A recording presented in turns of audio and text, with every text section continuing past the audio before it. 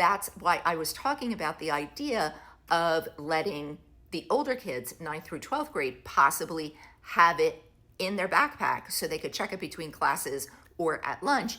In my video about the cell phone ban, I got some snarky comments from people saying that there's no way employers should be texting juniors and seniors in high school about their job, and there's no way that parents shouldn't have their childcare lined up for the younger siblings of my students before the school day even starts. Let's talk about it. I had many students who had a part-time job after school and on the weekends, and these were kids who were really ambitious, mostly because they had trucks that they wanted to keep doing things to and they needed money for it.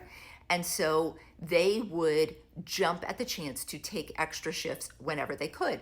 And when an employer found out that somebody was calling out that afternoon, they would text my student and say, do you want this shift? If the student didn't answer, they would go to the next person. So my kids needed to answer quickly because they wanted to get that shift and get that bag.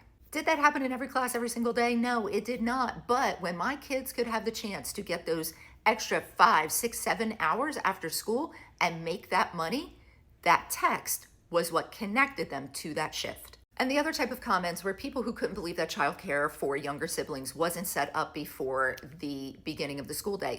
Yeah, it was, but emergencies happen, things happen. Sometimes babysitters couldn't show up, didn't respond. Sometimes the younger sibling got sick and the parent couldn't get home, so they wanted to make sure the kid that I taught would get home. Sometimes the parents had an emergency work meeting or something else.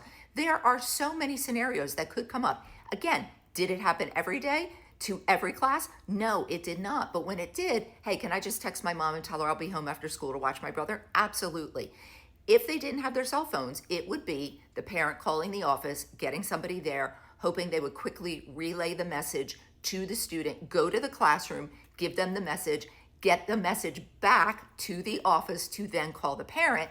Meanwhile, the parent is trying to say, if my child isn't coming home after school, who do I go to next? I'm in no way saying this is a dire or an emergency situation, but it would affect my students and their families and their employers in ways that mattered. So that's why I was talking about the idea of letting the older kids, 9th through 12th grade, possibly have it in their backpack so they could check it between classes or at lunch instead of locking it up in a bag with a magnet thing for the whole day.